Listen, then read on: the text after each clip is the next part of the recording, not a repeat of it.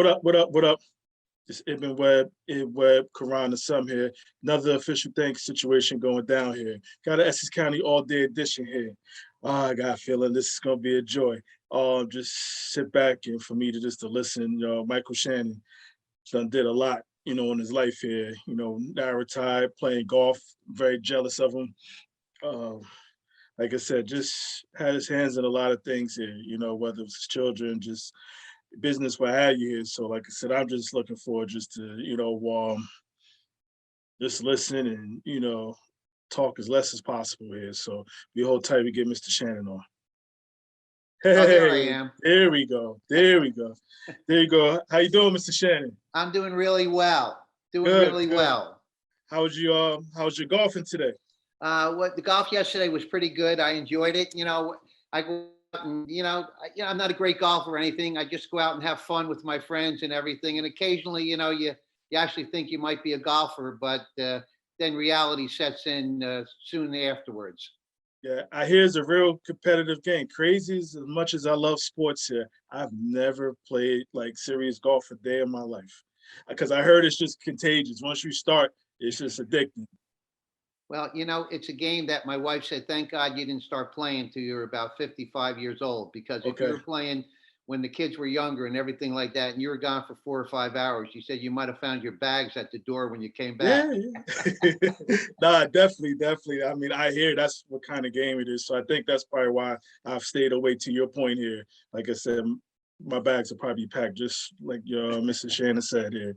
Thank you, thank you. I know I reached out some time ago, but thank you just for the opportunity just to sit here, spend a little bit of time with you here. Like I said, I've known you from afar. As far as just some of the things you've done with your life here, and obviously through your children, So, and like I said, for me just to sit here, just to talk to you, like I said, I'm flattered. I'm completely flattered. So thank you.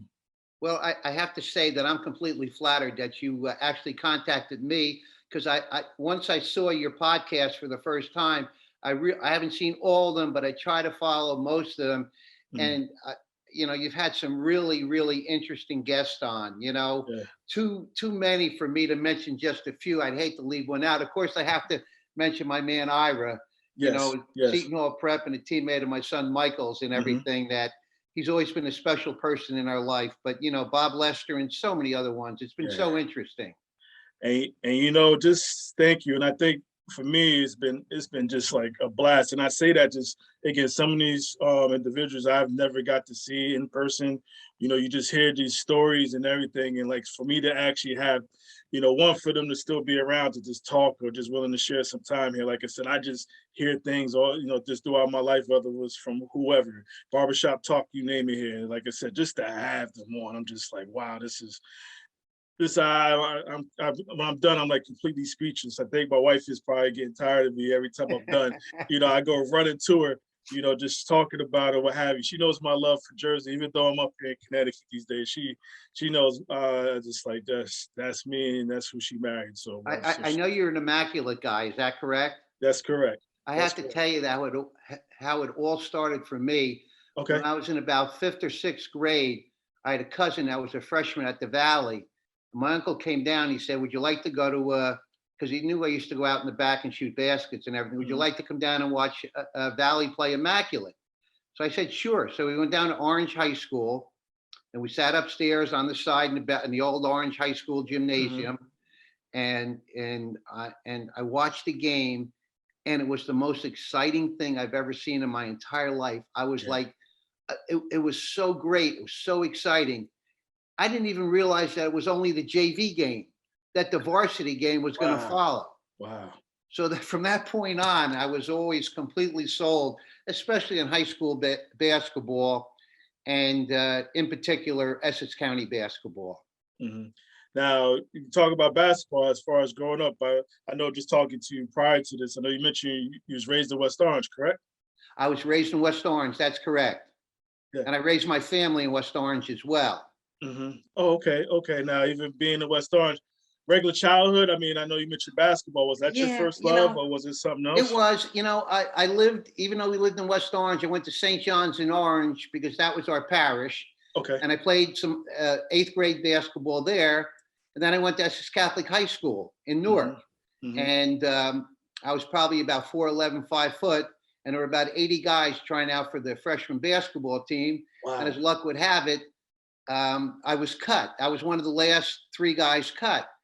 And I came home and I said to my mother and father, I said, I got cut from the team. They said, well, okay, to them it wasn't a big deal or anything like that. I'm sure they felt bad for me and everything, but Mhm. I just really wanted to play. So when we went back as sophomores, I used to go down in the gym after school, and the guys would be down here playing 3-on-3, 2-on-2, 4-on-4, and stuff like that.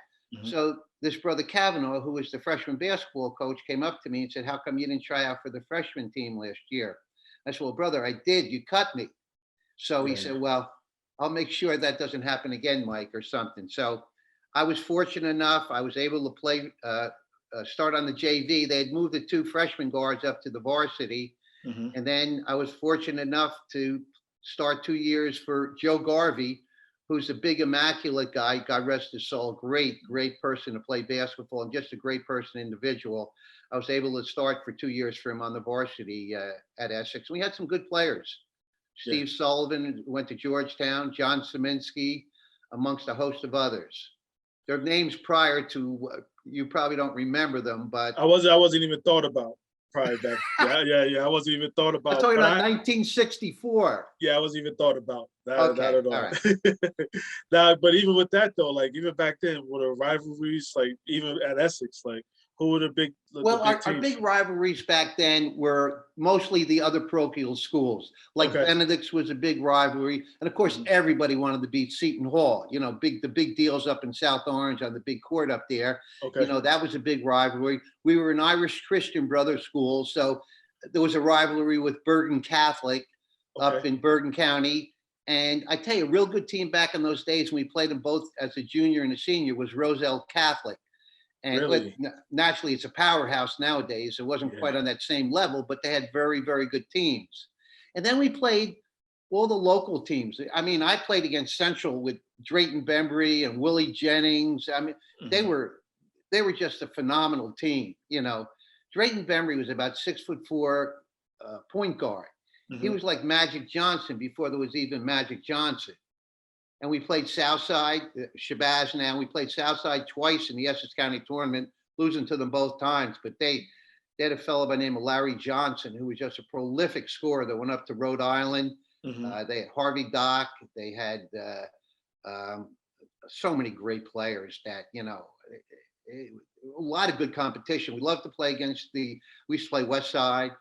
We Yeah. played Central, and we played Bloomfield High School. Bloomfield, George Sella, legendary coach at Mhm. Bloomfield, Right. I heard that name. won many games there. We played, we weren't in a league, but we played mostly Essex County teams along with the parochial schools. Now you guys did well, like We counties and did, states. we did pretty well. When I was a junior, we had a better record, Okay. mainly because we had Steve Sullivan, who was about 6'8". And if you made a mistake on defense and somebody beat you back door or something like that, Steve was usually in the background to Mhm. swat it away or something. But Mhm. we probably won. I don't recall exactly. We probably won close to 20 games as a junior. Senior year, we had lost Steve. So we lost that big height advantage, but we had John Saminsky, who later became an all-state player, and we had a number of other really good players, and we probably won 16, 17 games. So we were always very competitive, except when we played Central as a senior. But we Yeah. we were in there against the real good teams and beat a lot of the good teams as well. Wow. And then just to hear that, it was kind of like an independent schedule before it became the thing to do now. Oh yeah, right. This was all before they had all the. I mean, there was a city league back then, Right. but most of the parochial schools just played independent schedules, and we would usually play them. Not a lot of times play them on a Sunday. There'd be a freshman game at 12 o'clock, a JV game at 1:30, and then the Mhm. varsity would be at 3 o'clock. So it was like all day affairs. Now, interesting you said that as far as playing on the yeah, must basketball season you had excuse not to go to the service, it sounds like. Say that again. I It missed that. sounds no, it sounds like you had an excuse not to go to the mass. That Well, mass you on didn't know my Sunday. parents that well. We would just go to an early mass. That's all. You know what I'm saying? Okay, Because my okay. father would, they would be upset. First of all, they say, you know, God's not going to be on your side today Yeah, unless you yeah, win. yeah, yeah. So we did, but you know, I can remember when I was, and you know, I graduated, went to St. Peter's College. I didn't play there. We Mhm, were, you know, I couldn't stay there, and I was part of a carpool, and we only had one car, and my mhm. father worked nights. So when I drove that week, my parents had no car at home, and I had to be home by like 4 o'clock because my dad had to go to work. Okay. So he had to get that car back. So the thought of playing college basketball, you know, I think I probably could have. I don't know what kind of a Mhm. factor I would have been or anything like that. Because St. Peter's, when I was there, wound up having great teams. Harry Yes. Laurie, Elnardo Webster, Tommy McMahon. So many great. You know, they went to the they went to the NIT in my junior year and lost the Salukis, led by Walt Frazier. Mhm. And then when I was a senior, they upset Marshall in the first round in triple overtime. Elnardo Webster scored 50 points at the Garden. Mm. They beat Duke in the second round, and Duke had won the regular season ACC. But back then, because there was only 16 teams in the NIT and Mhm. 16 in the NCAA, only the winner of the conference championship, and ACC was the only one that had conference championships Okay. back then, would go to the NCAA, and Duke had lost. So they came up, and St. Peter's literally blew them out in the quarterfinals. Then, but they lost to Kansas, led by JoJo White, in the semifinals. It was pretty exciting being at St. Peter's in those days. Nah, it sounds like it. And even not playing, I mean, still just stayed involved, whether as a fan or even eventually you start coaching and other things start unraveling around You sports. know, I went to Essex Catholic. I always Mhm. wanted to coach because I always admired Okay. Mr. Garvey, and I thought I really would like to emulate him and kind of live my life like he did. You know, I got married early. We started having children and everything, but I went to Essex and I coached for 4 years down there. And I had some really great individuals. You know Baron Mhm. Hickson at all? Have you I ever? heard I heard of the name. Baron? I had so many great guys. Uh, in my Danny McLaughlin was not in my third year. We had an undefeated freshman basketball team, and really these Mhm. kids were good. They probably shouldn't even been playing freshman basketball. We had a young man by the name of Joe Rito who went to University of North Carolina on a baseball scholarship. But as a freshman, he was a man on the basketball court. He was really good. Yeah. Uh, Craig Williams, who later became Raheem Williams, he transferred to Shabazz and played at Shabazz. Uh, and we had we had two guards that started that were outstanding, but we had four guards that, under normal circumstances, behind them, you know, could have started at Essex or a lot of other places. So, Mhm. unfortunately, a lot of those young men, after I left, not because necessarily because I left, but a lot of those young men left Essex and wound up going to some different public schools and everything like that. They still had a lot of good players left there. Mm. Essex had it going there for a while.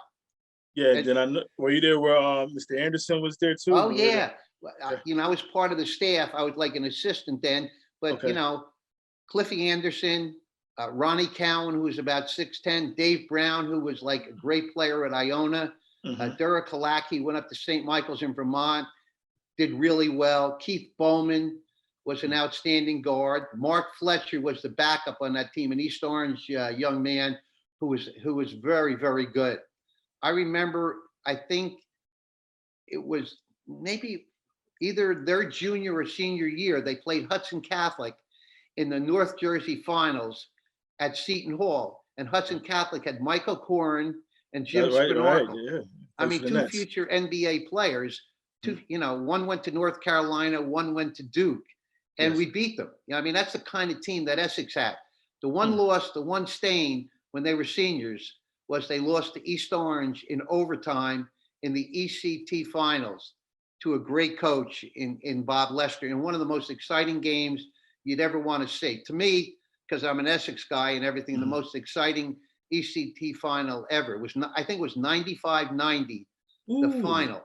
Yeah. And the place was literally rung with people. You could hardly, the kids could hardly inbound the ball because there were so many people back, you know, pushed right up onto the court almost. It was Now this is at unbelievable. Walsh Gym. Did they play At at Walsh? Walsh Gym. Okay. I have to tell Yeah. you, my first experience at an ECT final at Walsh Gym, 1959, Orange played Irvington. Okay. Orange was led by a fellow by the name of Bob Melvin, who went on to Fordham and had an outstanding career. Irvington had a little guard by the name of Tony Sedana, one of the first guys that I saw on the court that used to go between his legs and behind his back and everything. Mhm.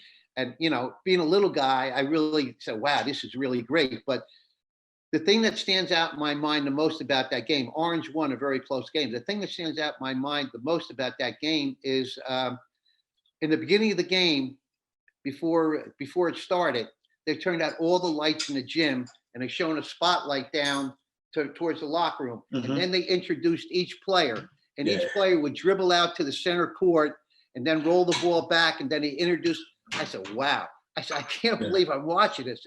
It was really, and the place was always filled back in those days. Yeah, I can only imagine being teenagers in that type of environment.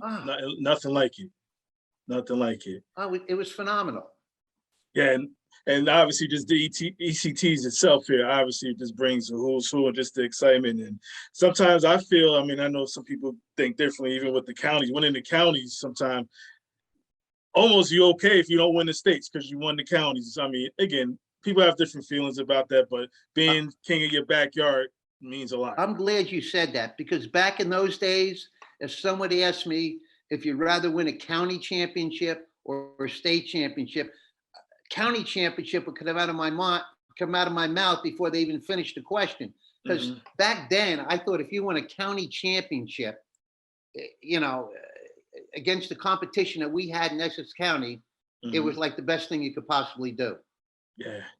Nah, it's nothing like it. And obviously I wasn't around for the Walsh Gym environment. You know, obviously they had to get more seats, so they moved it over to the county. Even they used to play double headers from the beginning till the end.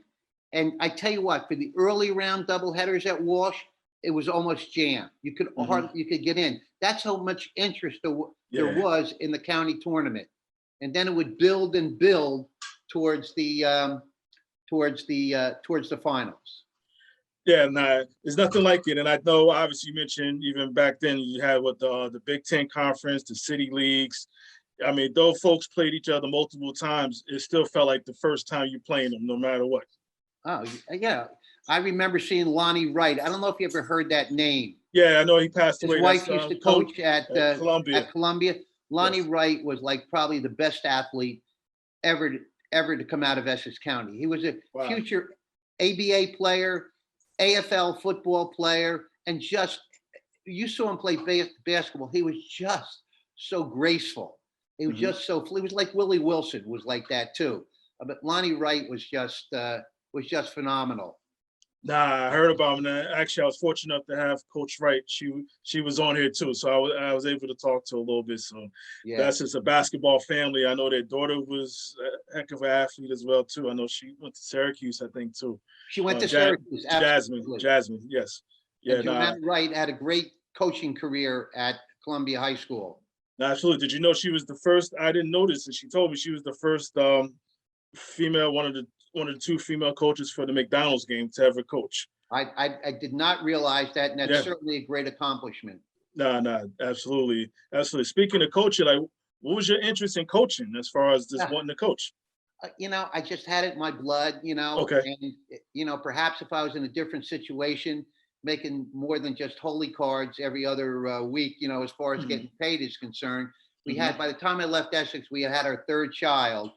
And money was getting tight and everything. And my brother-in-law in the sporting goods business needed help. So they talked me into going to work for him. And it, you know, everything worked out okay, but I had such a hole in my heart from not coaching, because I loved, and I was going to be the varsity coach the following year at Essex Catholic. And there were still a lot of good players that were going to be there. So I was really excited about that, but I felt like hard decision.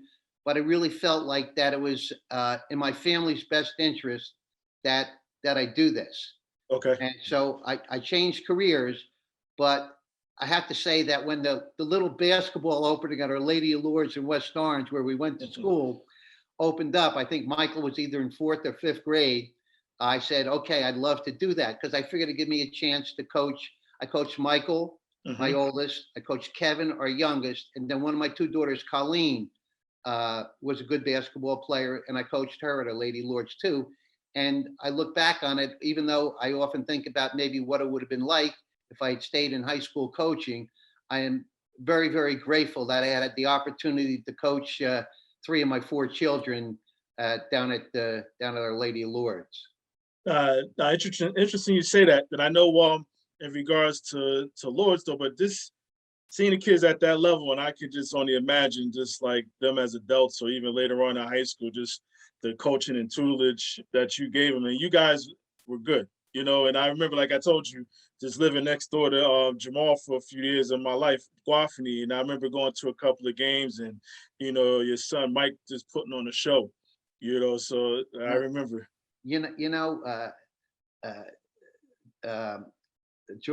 Jamal played on an undefeated eighth grade basketball team. And as I told you before, the one game that we're really in desperate straits, we wound up getting a turnover against Our Lady. I remember these games like it happened yesterday. Our Lady of the Lake from Verona in the finals of the Our Lady of Sorrows basketball tournament. We got a turnover. We got it down the court. Somehow Jamal wound up with the ball, and he put up a layup that like bounced in the front of the rim, bounced to the side of the rim, bounced over here, and went in. And we all went crazy. I remember turning around, and his dad was jumping up and down. Yeah. But we had some good players. We had a young man at Lourdes by the name of Dominic Taylor, who was a very good guard at Seton Hall Prep. Then we had Matty Lasher, who was a multi-sport star at Seton Hall Prep, basketball, football, and he won a state championship in basketball. Great football player. Went to James Madison on a baseball scholarship. And then Michael came in and had his success at Seton Hall. And then behind Michael was a young man that started at Immaculate and finished at Seton Hall and became the backcourt partner of Brevin Knight, Mark Canard. And you know, Seton Hall Prep has had some great guard combinations. Be hard pressed to pick a better guard combination than Mark Canard and Brevin Knight. They won a state championship as well. Right, that was that one run there. They lost in the Tournament of Champions. That one year, I think it was Irish senior year. I think they went on that run and lost that last game. And just ran into a bulldozer in St. Anthony's. That's all. You know, if we're talking about the same game, the game started out St. Anthony's when it was up like, I used to go to all the games, it was up like 10-0 or 10-1. And from that point on, Brevin put them on his back. Brevin either scored or dished off to someone for a basket and it turned out to be a great game. Not only it's the same game we're talking about, but that was Tournament of Champions finals. Tournament of Champions, yes. There's some great tournament. I tell you, one of the great games, and I didn't mention that I saw, talking about the Knights, is I saw Seton Hall Prep upset Weequahic. And Weequahic had won like, I don't know how many games in a row. Weequahic had Mo Layton and Rayner, and they had three guys, Watson, Cobb, and somebody else across the front, all the future Division I players. And they were like 6'10", 6'7", 6'8". And Mel put on the same kind of show. He was just incredible. I mean, you know, and fortunately, our youngest guy, Kevin, was able to play with Brandon at Seton Hall Prep. Yeah, and they won one too. Here a little bit, but no. And I remember even Mr. Knight talking about that game because I asked him what was his best game he played. He said that game. He said that game against Weequahic. Yeah, he was unbelievable. You know, you looked at the game and you figured there's no way this Seton Hall Prep could beat them. But Mel controlled the tempo. And he could score. You know, they always said like Brevin's not a great shooter, Mel's not a great shooter. Those guys, when they needed the basket, those guys scored. Those guys would come up with the basket, and they were good shooters. But you know, maybe you didn't look at them as prolific jump shooters and things like that.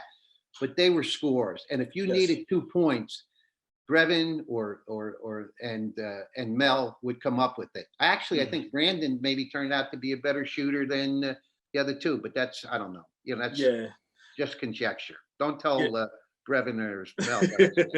Nah, I'll be sure not to say anything. What was your coaching style like? Obviously, having kids at home, and also now you're coaching kids. Like any anything parallels, like with both Yeah, of them?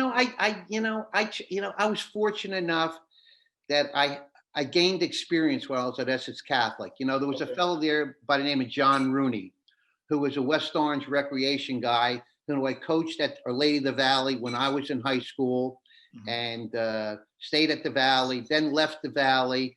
And then when Mr. Garvey, after I graduated, Mr. Garvey brought him down to Essex Catholic, and he stayed down there for a number of years coaching and everything like that. And he wasn't maybe the best X's and O's guy, but he Mhm. used to say to me, he say, when you sit next to me on the bench, just pay attention to the score and the time and try to see if you can pick up something, Mhm. And he used to say that, your big goal is to get them to play as hard as they can. If you get them to play as hard as you can run any offense you want, you can run any Okay. defense you want. It's going to be successful. And I tried to pick up offenses and defense. I like to play man to man, aggressive, and overplay the players and everything. But you know, I think the best thing that I was able to do was I think I was able to motivate the young men and young ladies, because I Yes. coached my daughter once, to get them to go out there and play as hard as they can and believe that they could be successful if they did that. And Mhm. I think for the most part, it was pretty successful. Definitely, and I know as you just sharing that, and I know nowadays the dynamics though, as far as these games are different. Would you be able to coach younger kids these days? Because reason I say that, I don't. Maybe I could be wrong or just naive, not know. Back then, was there high school coaches coming to your game? Like now, it's just like Well, not like it is. No. In okay, general, I'd have to say no. We had decent players. We didn't have like a 6'4" kid, or we did. Back then there wasn't like Jamar Nutter wound up going to Our Lady of Lourdes. I don't know if you remember that I name. heard that name. Yes. He went to Seton Hall Prep and then Seton Hall University. When Jamar was like in seventh or eighth grade, somebody said he was like the 10th ranked kid in eighth grade in the country. Like, I mean, to me, that blew my mind that Hmm. the scouting had gotten that Yeah. sophisticated Yeah. that they could do it. But back then, I wanted Michael to make up his own mind. I figured he applied to three schools: Immaculate, Essex Catholic, and Seton Hall Prep. And I think down in my heart, I was kind of hoping he'd go there because I think it gave him a best opportunity uh, to get an education and to Mhm. play basketball, hopefully. And there's nobody in the game that I have more respect for than Bob Farrell. Yes. And fortunately, Michael was able to play for Bob, and also my younger son was able to play for Bob, both in different capacities. Michael started for 2 years on the varsity. Kevin Hmm. was a backup, but of course, Kevin's team in '99 was also the number one team in the state of New Jersey. Right. But they both came away with nothing but positive experiences playing for Coach Farrell over there. Hmm. And so he went to Immaculate, met with Pat Dyer up there and everything. Pat was wonderful to him. And he went down to Essex and everything. And when he was all said and done, he said, I think I would really like to go to Seton Hall Prep. So I said, okay, fine. But if he said he wanted to go to Immaculate or he wanted to go to Essex, I would have also been fine with that as well. I Okay. had no problems with either one. But he said, I want to go to Seton Hall Prep. We had gone to a couple games. We saw them play Essex Catholic once. And I think, I think he liked it. I don't know, so he wound up going there and he did okay. Nah, absolutely. Nah. That But he did it. I've great teams he was on. yeah, as far as schools, coaches coming, not really. Okay. Maybe it was going on in some places, back then. But this is 19. Oh, geez, I'm thinking to myself. No, this is like the mid '80s and stuff. It was Yes. probably going on. It was probably Mhm. going on. I don't really recall it going on around the games I was involved in, though. Even to be Okay. honest with you. Now having grands or even your own kids here, like, could you coach now? Like, I mean, you think the same I kid is the same, or you think they're No, I different? think the kids are the same. I'm not Okay. sure the parents are the same. I Okay. feel sorry for two people nowadays. I feel sorry for officials because they come under such scrutiny, and officiating in general is very, very difficult. And nothing Yes. is more difficult than officiating a basketball game, in my judgment. Mhm. And I kind of feel sorry for coaches because every parent, from what I can see, I still like to go see Seton Hall Prep play. I always see them play Immaculate. I try to go down and see them play in their Mhm. most competitive games because I really am interested in that. Yes. And you know, and you always get a sense that if the parents, if their son isn't playing, even if the team is having a certain amount, not all the time, but in in more than enough cases, Mhm. they're not happy because their own child is not getting enough playing time. Yeah, and then being an official myself, I mean, up at the high school, it's crazy, Mr. Shannon, just kind of just the scrutiny that officials get. And then even like you said, the coaches, and now we got this technology stuff. Parents are just typing away, but when they see the coach for the people skills, they won't talk to him, but they'll type a book to him about how their kid is not playing and how they're Social better. media, social media is so destructive in so many ways. Yes. It's sad. It can be such a like what we're doing right now. It's such Hmm. a positive thing. Yes. And all Yes. we're trying to do is trying to accentuate, how great a sport it is and how exciting it is and how Hmm. great it is to participate in. But nobody really wants to be a part of the team anymore. Not nobody, but you know what I'm saying. A lot of people Yes. don't want to. They want to be like the team. Hmm. And a little knowledge goes is dangerous, and a lot of these people listening to the people on television and things like that, telling them what this is this, they all of a sudden they become everybody's an expert. Hmm. Definitely. Did you ever have any issues with parents back? I got, I tell you, a couple times I had a Okay. real nice when I was first at Essex. There were like 70 kids tried out for the JV team, and I tried to be as honest as I could. Yeah. And I kept a young man, and I cut another young man. And I remember the next day I got called to the principal's office, and he was very nice. He wasn't trying to he just wanted to say, "Are you sure about this?" And I said, "Yeah." I said, "Brother," I said, "I really think that he was a little bit better than the Hmm. other young man."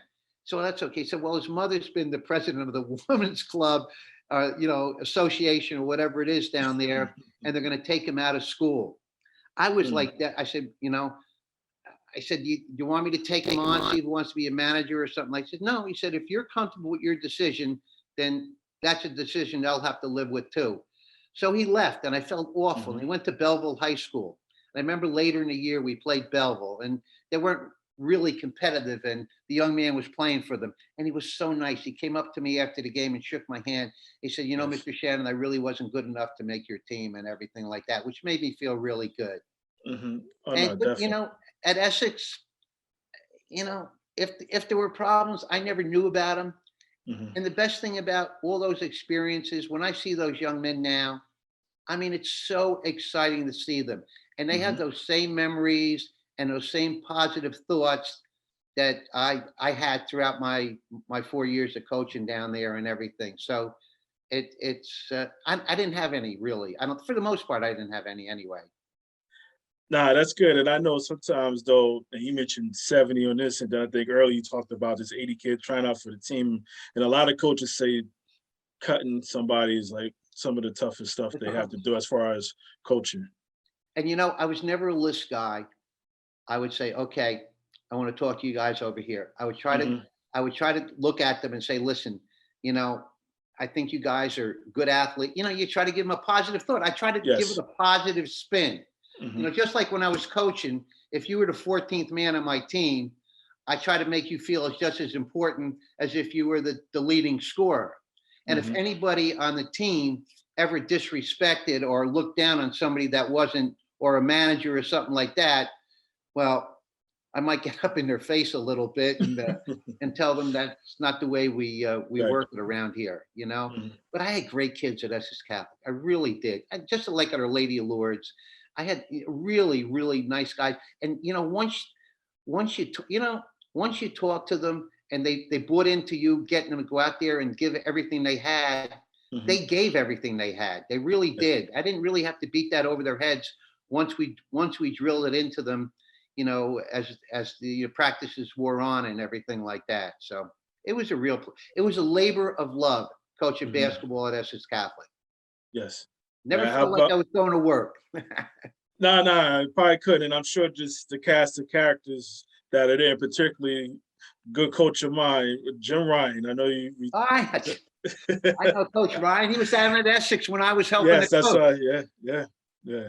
He was a great, I tell you, Jim threw himself into being a coach, and he was like a sponge Okay. trying to absorb everything that he possibly could. That's why I'm sure he's a great coach now. Yeah, yeah, yeah. Like I said, you meet some of his antics. I mean, left a desire for some people, but I would run through a wall for him. So, like I said, so Was not Mike definitely. Fest up there when you were there? Yeah. So when I was there, it was Coach Fest was the head coach. Coach Ryan was the assistant when Okay. I was there. I went to the Mets game last night with Coach Fest's older brother, one of his older brothers Okay. yesterday. Yeah, yeah, Yeah. that's great. The Fest family's a good family. No, definitely a good family.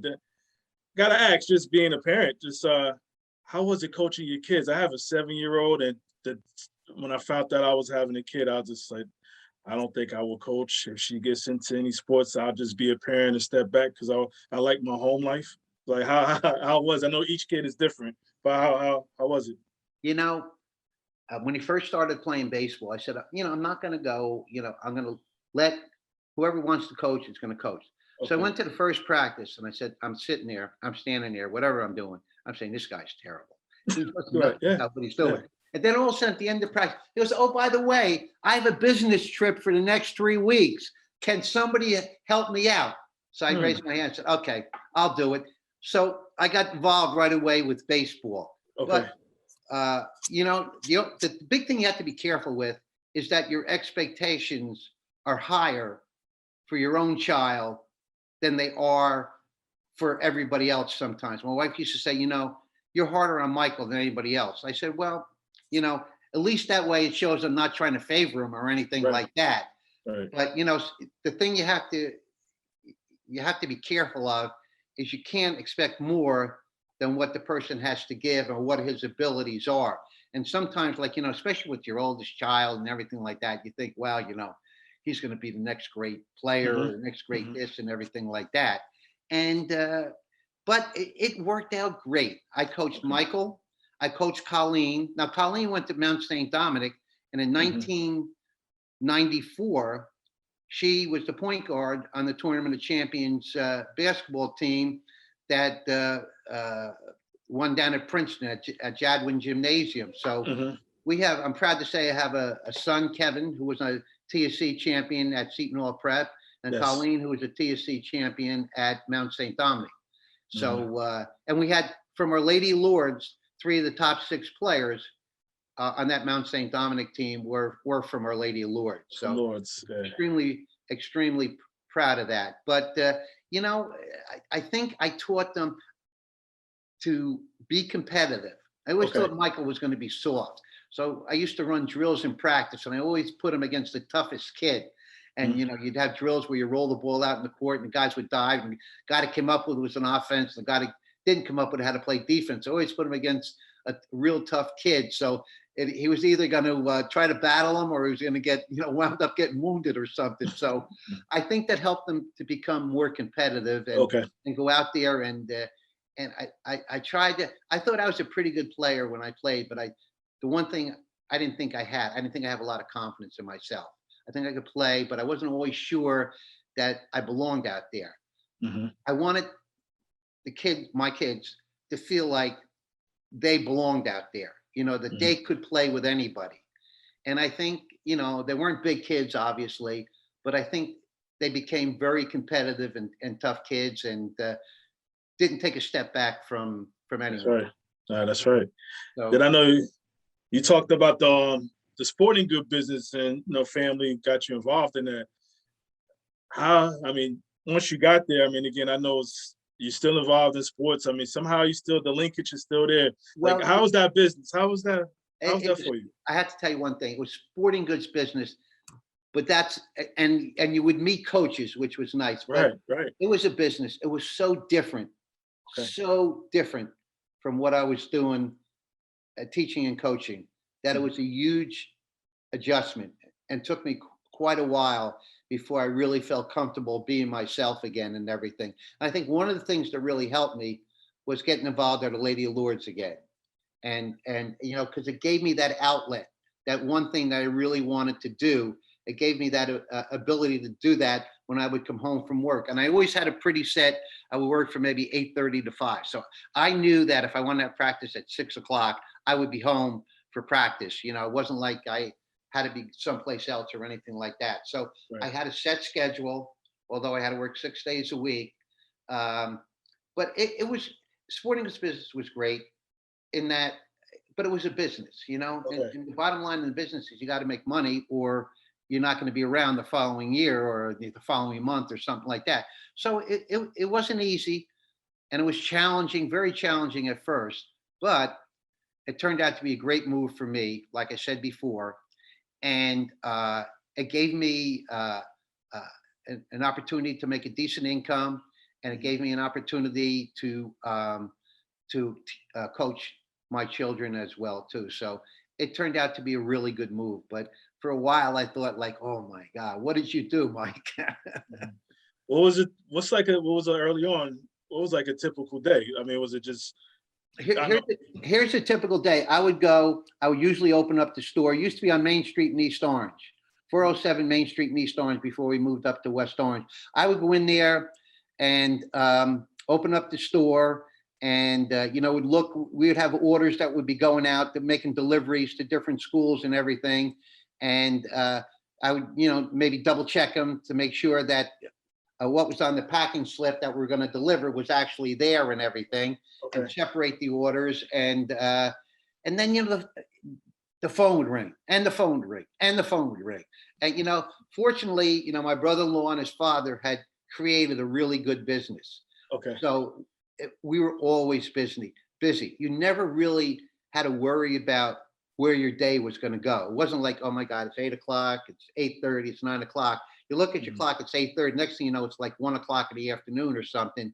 And then Mhm. next thing you know, you're going out of there. So it was always busy. You know, you would have salesmen come in. And after a while, he'd ask me, "Do you think we ought to order these sneakers or these sneakers, or you know, what kind of clothing you think we should bring in?" And you know, but most of our business was really wholesale type of business, like school business, like selling helmets and footballs and Mhm. basketballs. Did a lot of uniforms and general equipment, but in West Orange in the beginning, but in East Orange, we had a very active retail business too. You There did? always Okay. you have people coming in off the street, you know, buying sneakers. Warm-up suits were a big thing back Oh, in those totally. days. Yeah, I remember. I remember. Oh yeah. Well, you know, the store got broken into one night, and my brother called me about 4 o'clock in the morning. So you got to meet me down there at the store. And we met down there, and the policeman said we realized that the store had been broken into because we saw kids walking the street with holding bags of warm-up suits under their arm and Mm. everything like that. So, but warm-up suits were a big thing. Adidas sneakers were a Yes. huge thing. Nike sneakers were really starting to come They come in. around. Yes. Yes. Puma was still pretty important. As a matter of Harry James used to be one of our salesmen for one of the shoe. I forget which one it was. I know he used to do pony back. He I did want to say it ponies, but was he actually did something before ponies too. this time before. Okay. Okay. Yeah, but you know, so but I met, you know, I met a lot of good people down there too. A lot of great Freddie Hill, Hmm. Eddie Lyons. They were Clifford Scott guys. The Yes. coaches that used to come in and all. Just a lot of decent people. They used to come around. Good Yeah. people. Yeah. So Because it's I was always going to ask. I can only imagine like the people coming in and out. Like you mentioned, coaches from the athletes to everybody here. So at least it got you away from crunching numbers. You could have some oh no people no. relations. You know, he was the numbers. He was always in the back. People thought I owned the store because they would see me out in the front all the time. And Okay. you know, I like manage it and everything like that. But my brother-in-law really, he's in the back figuring out what, you know, how much. He just passed away about 2 months ago too. He had been ill on and off and everything like that. But he knew, if you were bidding on footballs on a particular bid at a school, he could Okay. figure out, like, you know, first of all, how to get the bid, and you know what price you could still make a dollar on it and stuff like that. So he was really the numbers cruncher in the back. I was the guy to try to keep it all flowing, try to Hmm. keep it all going. You know, handle all the phone calls. What's wrong with this? How come I haven't gotten this? Well, he didn't want to handle all that stuff. Neither did I, but I had to. Somebody had to, Yes. talk to the people and everything like that. As you can tell by the way I'm talking now, that I had a pretty good sense to, to be able to talk to people and try to get things solved and all. Now, how long were you there before you wound up doing your own thing? Well, I was there 30 years because I was Wow. there. My daughter, my Colleen, who won that TSC, was born in 76. Hmm. And I think I started in June of 76. And Okay. I think I was there in 2006. And the store, he wanted to retire. Okay. And I didn't want to, I wasn't capable, I didn't want to stay in that store. I was there 30 years. I really didn't want to do it any longer. Hmm. And so he said he was going to liquidate the store, which is basically what he did. He sold everything in the store, including the shelving and everything like that. He was unbelievable. Hmm. And I didn't know what I was going to do. I said, 30 years ago, I was a teacher. Should I maybe try to go Yes. back and teach? So I was talking to the fellow that silk screened all our shirts, on sweatshirts and t-shirts. Yes.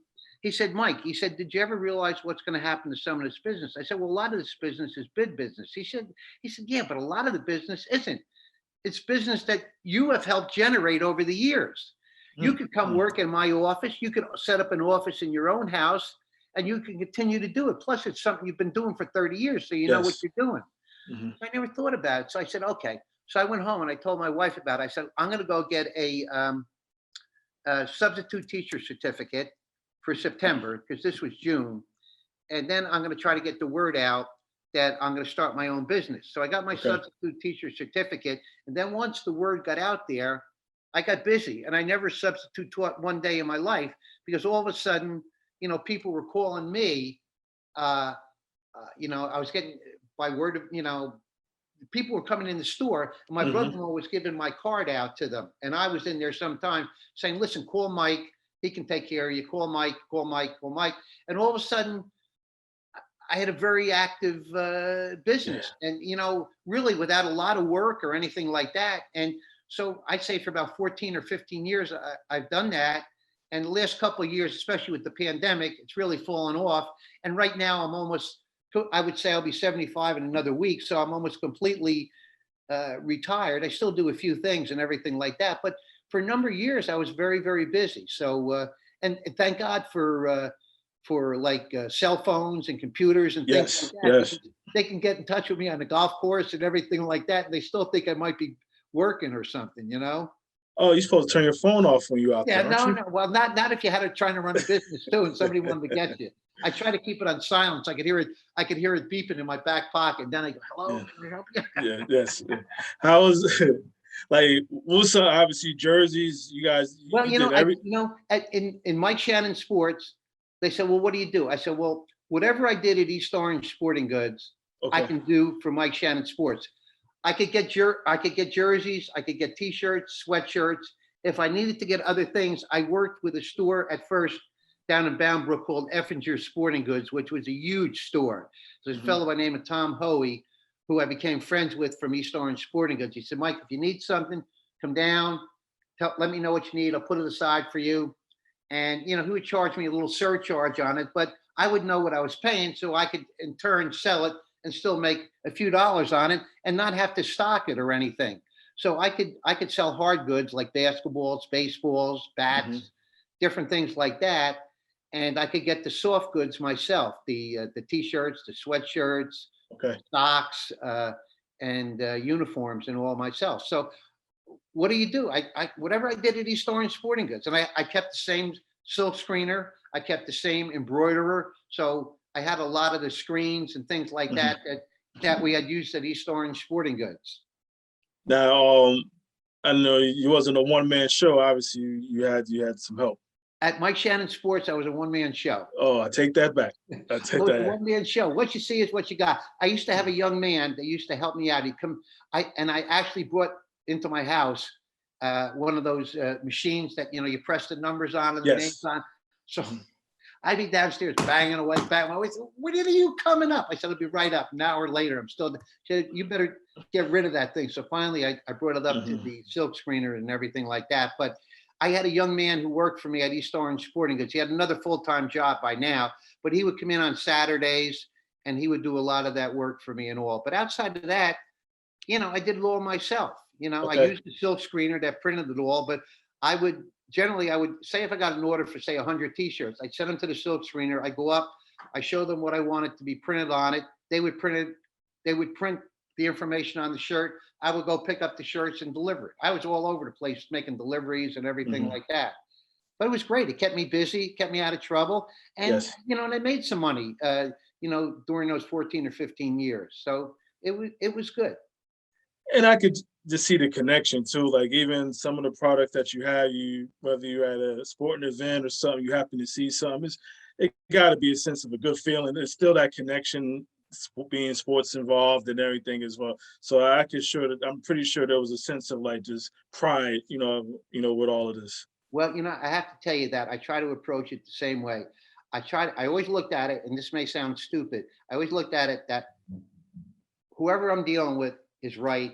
And if I'm, and I'm wrong. So even Mhm. if it isn't that way, I didn't ever try to make an issue out of it.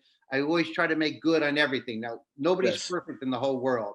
If I made a mistake, I was right there to own up to it and to figure it. So I took a lot of pride in trying to do things right and keeping my customers happy. And I didn't really lose too many customers over the Mhm. years and everything like that because they knew that in a pinch, in a hurry, I could help them out and get it done, and that I would stand by what I told them I was going to do. Yeah. Like in general, man is only good as his word. So, Exactly. yeah, Exactly. and I know, even with all the stuff here, like I said, whether it was coaching, teaching, I mean, just the overall, like I said, just who you are. Yeah, you just don't know. Like I said, I've seen so many people from afar here. Like I said, whether it's me going into East Orange Sporting Goods, I didn't go when it was on Main Street. This is You went on Pleasant Valley Way in West Orange. West Orange, and then again, obviously, just the connection with sports in here. Like I said, again, I'm a little giddy, Mr. Shannon. So pardon me, like I said, because this is just so cool just to be talking to you. Well, I feel the same way. And I feel, like I said in the beginning there, I feel very honored that you decided to give me a call and wanted to listen to what I had to say because you've had so many really, I think, dynamic people on in the past, so many people that I've admired, some Mhm. I knew, some from Yes, afar that I appreciate it very much. Thank you. thank you. But I'm not done. You got a couple more minutes for me? I got, yeah, we can be here. I generally go to bed around 10 o'clock, so we got some Okay, okay. time. Yeah. Oh, no, no, no. I know it's to calm it down before the bedtime too. We all got a little No, I'm process here. fine. I'm fine. Okay. No problem here. Just like obviously you've seen a couple, just kind of some quick shot fired off on the spot questions. Have some fun here. Go You ahead. know, sure. My general go to is like first the turnpike or the parkway when you're driving, but you prefer Parkway. parkway, Eagle Rock or Colgate Park. Um, Colgate Park. That's where I grew up playing basketball. You kidding me? Yeah, yeah, nah, that was good Great, times. great play, great night league games there. Nick Workman, great players up there. The list could go on and on. You probably wouldn't know half of them, but Mm. great competition, great league. Go ahead. Where else did you other parks did you go to? Well, there was a park when I was a kid. Mhm. There was Liberty Street Park. It was a park on Liberty. I grew up on Watchung Avenue Yes. in West Orange. There was Wigwam Brook behind my house, and if you Mhm. hopped over the brook, they built a court right behind my house. And I remember Okay. as a kid holding a basketball under my arm until the contractor said, "Okay, it's dry. You can now go out and shoot." I think I probably I took one of the first shots out there. So I used to Yeah. go there. I would shoot. We would play 2-on-2 and 1-on-1 there all the time. But the real competition, for the most part, was going up to Colgate Field to play basketball. And then when I was at Essex, Mr. Garvey entered us in a Elmwood Park League. So Downwood, we'd go down yes. there and Yes. play and everything, and that's where you really had a man up down there. So, but Colgate Park was really the main one. Mm. West Orange guy. I'm a super orange institution in here Ropes though. But Playground. I was gonna say ropes. I Remember, used, go ahead. no. Reason you said no.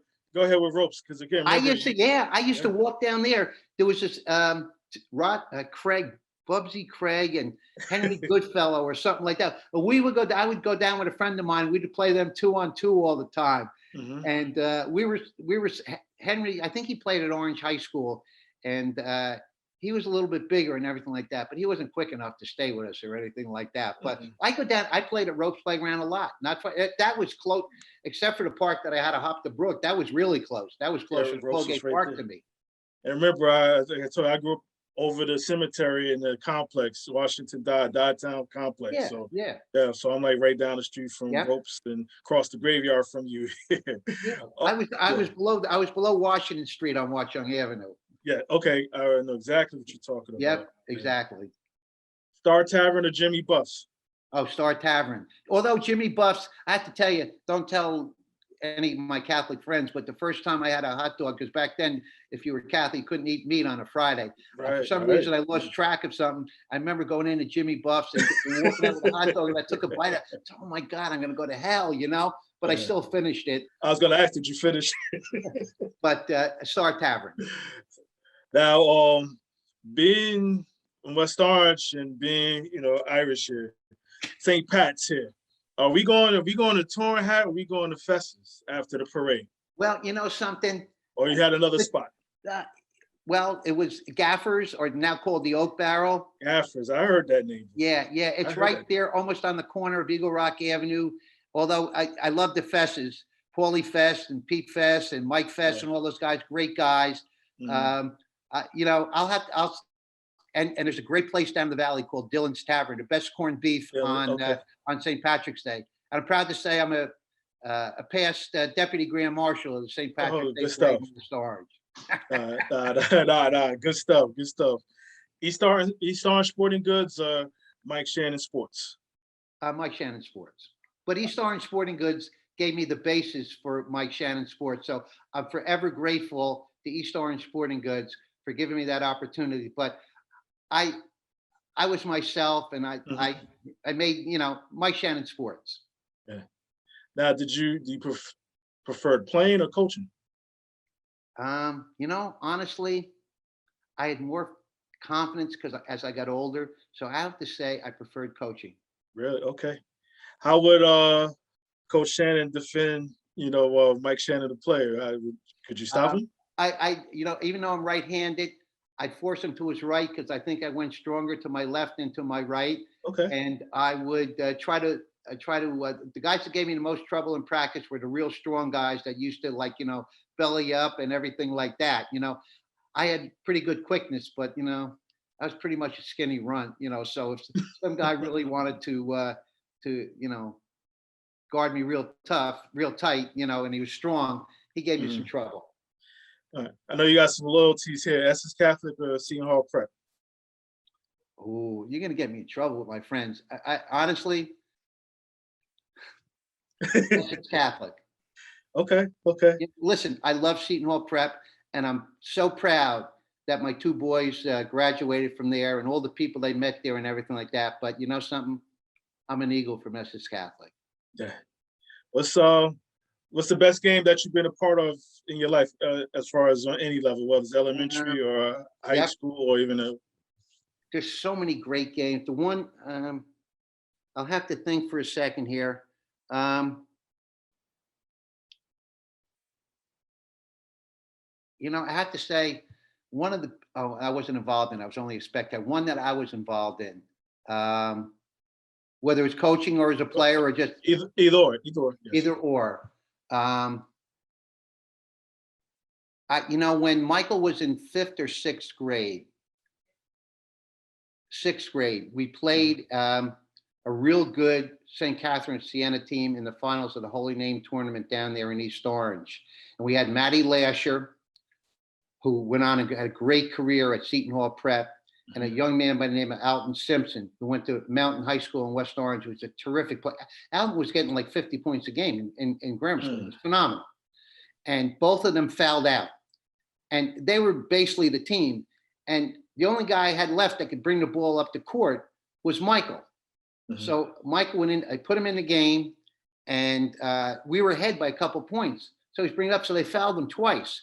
And he hit back to back one and ones. and he couldn't, like, he had like a little jump shot from the foul Yes. line. You know, he wasn't strong enough just to lift it up from his feet. So he had like a little jump shot. He made both of those. That was very, very exciting. You know, there were others too, but that was right up there. There was another one I was on I can't think of it right now, but that was pretty exciting. I know that was early Yeah. on and everything like that. But you know, something the great. Oh, and my daughter Colleen, you know, she had some really good games too. But yeah, Yeah. I had so many games. I have so many great memories of all those games. You know, we lost some tough games too, Hmm. and you know, Yeah, because I was gonna ask, was it a game you would like to have back, even years later? You just been like, well, you know, it's a game that I was a spectator at when Michael was a senior. okay. They played Del Barton in the state tournament up at Del Barton, and it was Hmm. jam packed. You couldn't get in the game. It was back and forth. And they just lost Chris O'Leary the game before that. He was their like 6'3", 6'4" big man. Okay. He was out. He tore his ligaments. He couldn't play. They had a young man by the name of Walter Morton, who was a I great remember young Walt. man.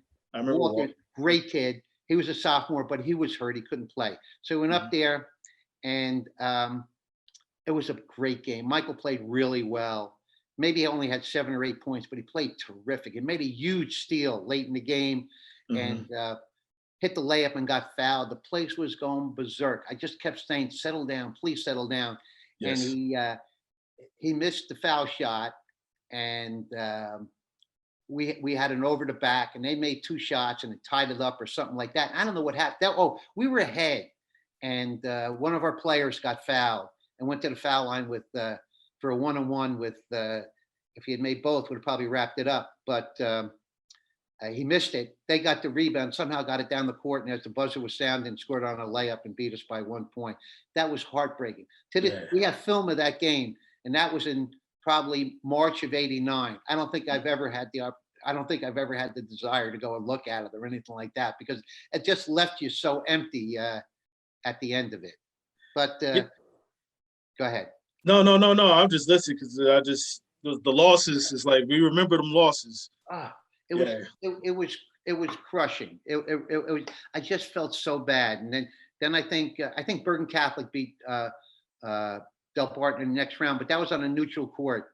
If that game had been at Seton Hall Prep, I'm sure we had a won. Not that the officiating was good; it had nothing to do with the officiating or anything like that. Hmm. But you know, it was a tough loss. Yeah. The best five, starting five you've seen. I mean, you've seen basketball Okay. from the '50s to now. The Your best best starting starting five, five that high I played school, your against, best high. You played against Central. or seen? Okay. Central had a great. They had Yes. Drayton Bembry, Morton, Keys, Willie Jennings, Bob Lester. Hmm. I mean, it was they were phenomenal.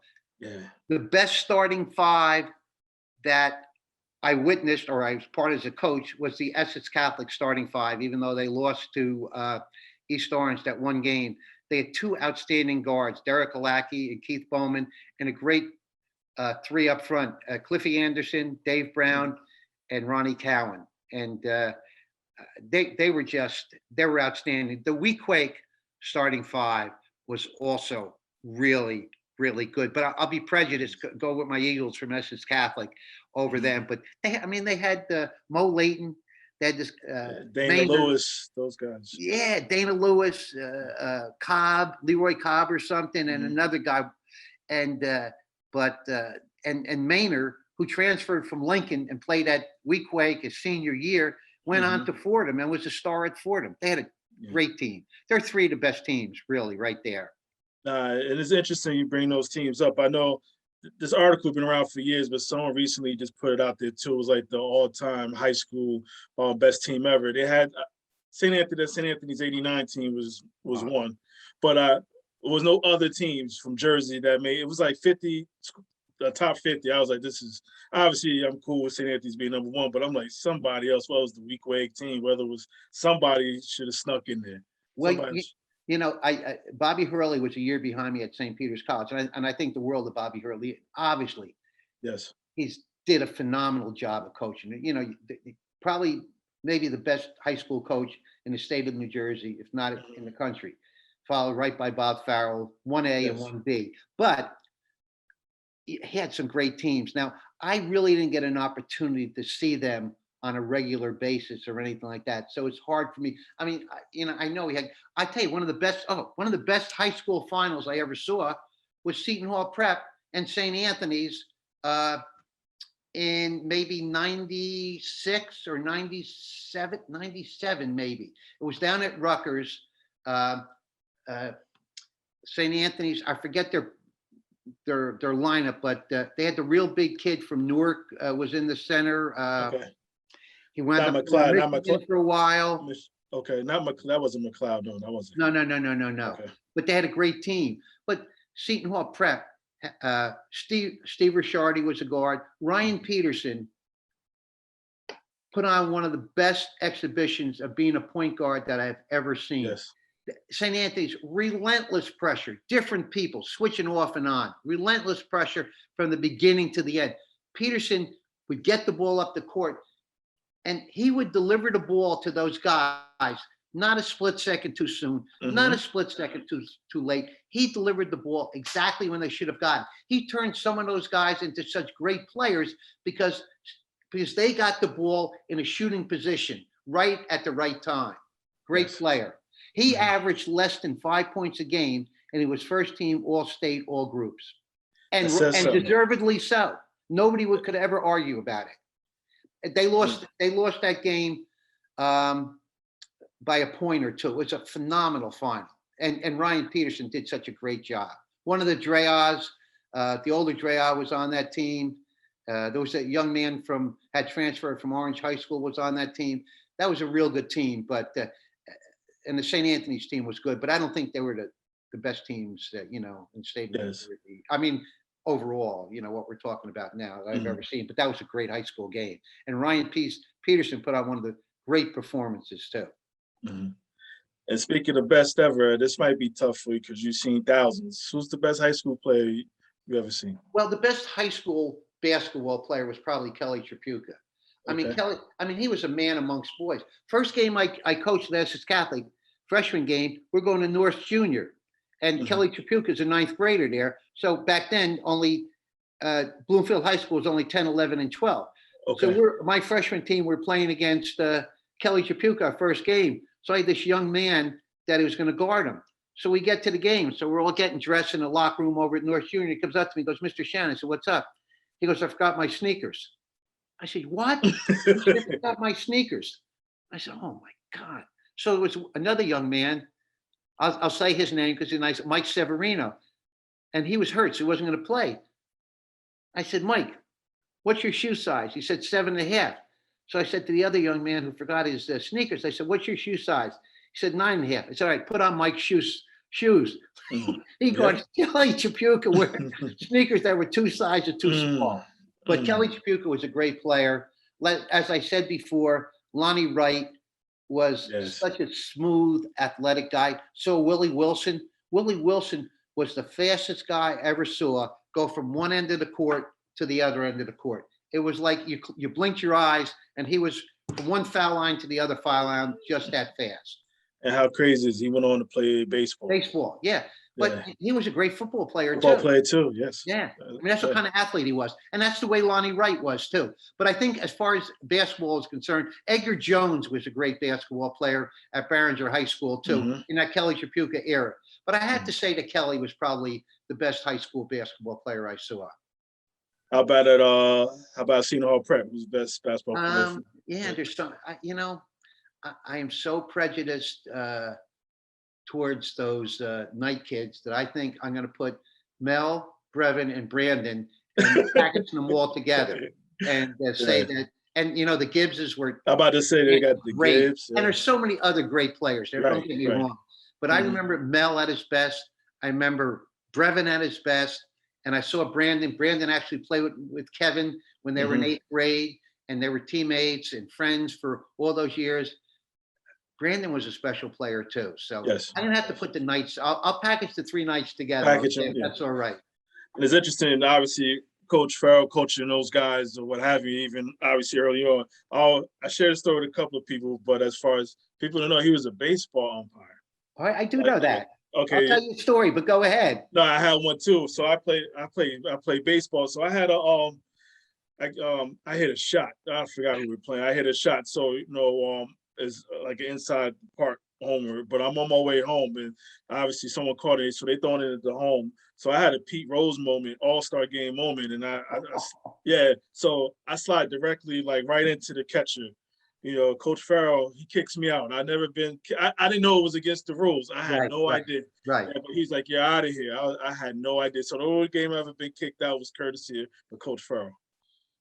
When I was before I went to Essex, I used to coach. I used to umpire baseball games. And back then, you do a freshman game, and he was the freshman coach at Seton Hall Prep before he umpired, or maybe even while he was umpiring.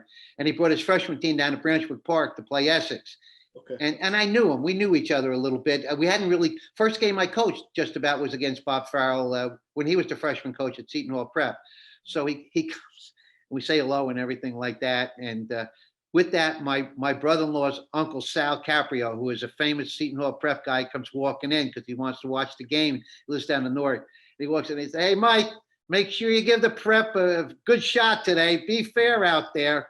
But Bob Farrell became a really good friend and a good person. As a matter of fact, Mike Shepard Jr.'s mother just passed away, and I was just over at the wake this afternoon. I saw and said hello to Coach Farrell there. So good man, a lot of good people there. But Coach Farrell's a good guy. Not definitely, not definitely. What's one of your proudest moments? I mean, you've lived Now, a hell of a life. What's one of I, your proudest? my proudest moments are my children. Yeah. All of them. And now my proudest moments. We're blessed with 13 grandchildren. Wow. We Yeah. listen to this now. We have 13 grandchildren. You know how many play basketball? Maybe two. None. I have two daughters that live in Cranford. My two boys live in Charlotte, North Carolina. Okay. My daughter Colleen, who was the basketball player, her husband was a hockey and lacrosse player. So the three boys during the winter play hockey. The oldest one's going to is a junior at Cranford High School. My other daughter, she has two girls and a boy, and the boy plays football and baseball. Mhm. And Michael has four girls, and they're all Yeah. munchkins, so none of them have ever thought about playing basketball. And Kevin, the youngest one, his guys play baseball a lot down in Charlotte because it's almost like a year-round sport down there and everything. Mhm. But my proudest moments are memories of watching my children play, Yes. and the success they had, the tough losses they had. I mean, when Colleen was a senior and they won the tournament of champions championship, they lost 4 games. Every one more difficult than the one before it, including losing to Scott in the finals of the county tournament, I think in overtime. They lost to Tamika Dixon and Linden. Yeah. Down at Linden in a very, very close game. And then they went on and got hot and won the TSC. Linden got beat by Delsey in the semifinals. Okay. Mhm. In the semifinals, then Mount beat Delsey in the finals. But the first game of that year, the Mount played St. John Vianney down at St. John Vianney and lost by 20 points, got killed. Mhm. They played St. John Vianney in the semifinals of the TSC at Monmouth College, and they beat them that night by 20 points. So there was like a 40-point turnaround in 3 months. Mm. It was incredible. It was That- unbelievable. They just got confidence. They got on a roll. They believed in Yeah. themselves, and they just did a great job. Now this wasn't with the Gomez sisters. Just Yes. okay. The Okay. younger Gomez, the older Erica had Audrey. I think one is Erica, one is Audrey. I forget who was older and who was younger. Okay. But it was with the younger one was on that team. Yes. Mhm. So it was very rewarding. But I have to say there are a lot of great memories. I mean, I have memories of myself. When I was a senior at St. Peter's, I was fortunate enough in the state tournament to score a last-second basket to beat St. Peter's Prep in a state tournament down at Bayonne High School, which personally was a big thrill for me. But it still is greatly overshadowed by any success that any of my children have had, close games Yes. and things like that, it's pretty cool. And now the same thing with my grandchildren. It's even better, not better, but it's different with your grandchildren. You don't like live and die with every movement that they make. you still want them to do well and everything like that, but it's kind of like, this is going to happen. I always try to tell them, enjoy these 4 years in high school. Yes. There's Yes. nothing better. Even if you go to college and play, it's cannot and will not be any better than those 4 years you're playing with your friends, you're having fun and everything like that. The best years of your life. So try to, of course, we all were probably told the same thing and went in one ear out the other. Of But it's course. truly what I believe.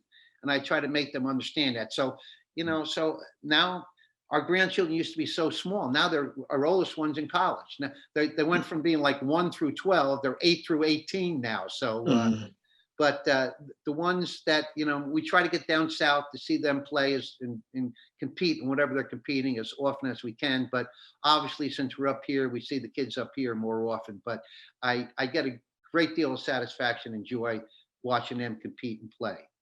No, absolutely. And this is a selfish question. I know your boys would be boys, but how was it just raising a girl that's pretty active such as yours?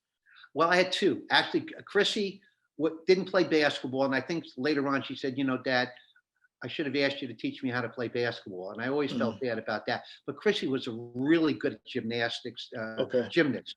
And we used to drive her all the way over to Maplewood to gymnastics all the time and everything like that. But, I coached Colleen when she was in 8th grade. And I was a pain in the ass with her, too. She used to, I'm sure she had a few words under her mouth to say about her dad out there and everything. I remember one time we were up at St. Cassian's in Upper Montclair playing them, and they had a good team. They had a real good team. They had two girls that actually played with the Mount, Ann Giblin and Kathleen Young, and they were the two big girls on the Mount. One was about 6'3", and the other was about 6'2", and along with the three girls from Our Lady Lourdes formed the TSC championship team. But she fouled out of the game late in the game. And I was so mad. I was like, how are you fouling? You wouldn't stupid foul and everything like that. But, it was great. It was just like coaching the boys or, being with the boys and everything like that, and that 1 year I coached them in some regards was even better. But I always felt like I got everybody's full attention. But I really had every one of those young ladies full attention when we played and everything like that, because I had their attention, and it was awesome. They weren't great players or anything like that, but we had Patty Marchese, who was the key, and along with Colleen. Patty Marchese went down to St. Peter's College and had a great career after Mount St. Dominic at St. Peter's College. We had two pretty good players, and Eileen Castles, three pretty good players, and then two or three other girls that we put out there, and they hustled and did whatever they had to do and everything like that. But it was good. It was fun. It was great, to answer your question. Yeah, no, it's good to hear. Like I said, I always love to just ask fathers with daughters just about their experience. You have a daughter? Yeah, I'm a late start. I have a 7-year-old. Well, that's great. Well, listen, Colleen came to me once before her 7th grade. She goes, I want to. She was cheerleading like my other daughter was. She said, I want to play basketball, because I think she looked at it. She said, it's a lot more fun to play than it is to be a cheerleader. I said, oh my God. She said, yeah. We had a basket hung up in our backyard. So I used to take her out there and try to work with her and everything. And she was a good athlete. She was real strong, and she was very, very quick. So we tried to develop her skills as best we could. And it turned out to be great. But have every bit of the same treat your daughter like she's your son. Treat her the same way. You expect her to do her best, get her out there, push her to do better. You can do better than that, if she's interested, you don't want her to do something that she's not interested in. But if she wants to be a player, push her to be the best she can. No, absolutely. And to your point, she has other interests, too, but just being that parent, like you live and die with their moments, is kind of like with me. I got to try to keep myself composed a little bit so she don't see me. I mean, even at such a young age, so I don't want her to think dad's whack job here, so, but like I said, I got a ways to go, but like I said, it's been fun. There was nobody. I used to say to Joe Walsh when Michael was a freshman at Seton Hall, I'm sorry, Joe, I'll get better. I'll get better. So excited. I said, I promise you, I'll get better. I'll get better. I think I did eventually, but you really, if you can keep it in check, like you're trying to do, it's a good thing, because really what happens is you wind up embarrassing your own kid more than anything else. You know what I'm saying? And I'm afraid to say that I probably did that on a couple occasions. I didn't mean to do it, but I probably did. So if you can keep it in check, it's great. And if you want to talk to her, let the coach coach her. If you want to talk to her after the game about what you think she did or didn't do, talk to her then. No, definitely. I'm definitely keep that in mind here. What's the best part about being Michael Shannon? Best part about being Michael Shannon. First of all, for some reason, I always loved the name Michael Shannon. I used to say to my mom, I said, it really gave me a great name. Best thing about being Michael Shannon is my family. I was blessed with a mother and father my mother was born in Ireland. My father worked in a factory. He he knew about sports, and he was a huge Notre Dame football giant and baseball giant fan, because the baseball giants were in New York at that time. My sister Ann was 4 years younger than me. Ann knows about as much about sports as my mother did, which isn't much, but it was my family first, and then my wife Rosemary, my 4 kids, and my 13 grand. If somebody's going to remember Michael Shannon, I want them to remember me as trying to be a good father, a good husband, and a good grandfather. Nah, absolutely, absolutely. And my last phone one. Who's the best athlete in the family, including yourself? I would say that the best athlete in the family, I hope my kids look at this, is Michael. Michael could play whatever sport he took up, he did well. He played in high school, he played basketball and tennis, and he was like an all-state tennis player. He was a very good tennis player. Today, he's currently like a 4 or 5 handicap golfer. He's a very good golfer, and he was always sorry that he didn't give soccer a try in high school, because he thought he would have liked to play soccer. And then he said, they just started lacrosse when I was a senior. I think I would have liked to play lacrosse. And I think he probably could have done them all pretty well. He was a very good athlete, great, really good hand and eye coordination. And what we talked about earlier, he had the confidence in himself. The confidence, yes. That he could do it. And give your daughter that confidence. Listen, you're as good as anybody else out here. There's no difference. You make yourself right there with them, because that's where you belong. Yes. Nah, absolutely. Nah, definitely. And I know I just want to again just say thank you. And I know I said it a bunch of times, but I'm just grateful for the opportunity, Mr. Shannon. I got one more thing. I just a little surprised, and I'm actually going to take this little virtual little thing off, because I want to make sure you're able to see this, because I would love to share this with you. Okay. So I'm just doing it as I'm talking to you right now. I'm just taking this thing completely off. So you got me. I did some digging, and I had to really, really dig. And I'm gonna share a story about this. I had to really dig. Right? So I'm gonna share a story about this. This is you working actually at East Orange Sporting Goods. This is, I don't know, 90, 91. I don't remember myself. 92, it said on the jacket. 92, there. but I went, obviously went there see. to purchase it probably a year or two earlier. So myself and classmate / teammate. I remember it was a whole group of guys came in, like late in the year or something. I don't even remember we came in, but I remember you questioning me as far as for the purchase, because the reason being, Immaculate is blue and white, and we asked for a black leather, a black coat. You was like, those are not the school colors. We was like, we wanted to try something different. But back in your mind, probably like, all right, it's their money. Yeah, but no, you let us do it. Sure, it was right. I wanted to make sure everything was right. That I didn't want you to order something you were never going to wear or anything. No, because we mapped it out. He's like, we're going to be the first in school with the black, with the blue and white here. So we wound up getting these jackets. So we get to school one day. Obviously, it was a big thing to do for us to wear them. So we get the assistant marine, God bless her. She was the principal. So she literally pulled us to the side, like basically like, you guys are like messing up the school colors, but we did it. And obviously, I think down the road, people, but it was just like I said, I show you this because, again, we tried to be stylish, we tried to be different. Though you heard us out, and to your point earlier, as you were talking, just kind of the whole customer thing. You just hearing them out, just kind of hearing their story, and we went through with it. And to your point, you want to make sure we were right. To your point, but we went through. But like I said, you helped change or enhance my style a little bit more here, and I'm like, I had to go dig it for. It smells like the basement. I'm surprised the coat didn't seep through this computer. It looks great. By the way, it looks great. And you know something? Royal blue, white, and black is a great combination. It Yes. stands out. It turned out beautiful. Yes, and with your encouragement and obviously your little bit of your guidance, making sure we did the right thing here. But even outside of that's just one little high school kid here. But I'm sure those who don't walked in the store, you don't sat in the stands, you don't had kids, everything else here. You're just a testament to just being an overall fabulous person here. And I just wanted to say thank you. Like I said, from afar, I mentioned I talked about going to games with Jamal and seeing you coach, and obviously the connection later on as far as with Eastar Sporting Goods and all the other stuff here.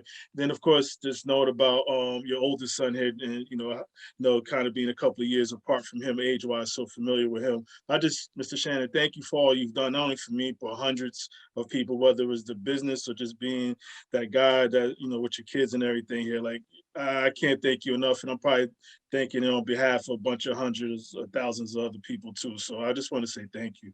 Well, listen, I'm humbled, and it's been a real honor to spend these last hour or so with you, talking to you. As you can Yes. tell, I could go on and talk about all these Oh no, this is great great. things This I've is seen great. over the years Yes. in Essex County. It's so many great things, and so many great people that I feel like I've really been blessed to been a part of all this. Mhm. Yes. Thank you. Definitely. I'm blessed to be talking to you. Thank you, Mr. Shannon. All right, you take care, Evan, and I'll be looking forward to seeing future podcasts. Okay, Absolutely. Absolutely. Be well. take care. Bye bye. Okay. Take care. Thank you, Mr. Shannon. I really appreciate just spending this little bit of time with you here. Took the virtual stuff down. Don't need it.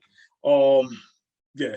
Like I said, this is great. Great time. Great time. I enjoy. This is why I do this. This is why I enjoy all of this here. So hopefully there'll be a bunch more of these, and we just keep going. Sports, business, whatever the case may be here. Like I said, those who've been around in my life or who I've seen from afar, as example of Mr. Shannon here. It doesn't have to be sports, none of that stuff here. But it's official thanks thing here. And with that, I'm just gonna slide out. I'll put my hand over my heart. That means I feel you.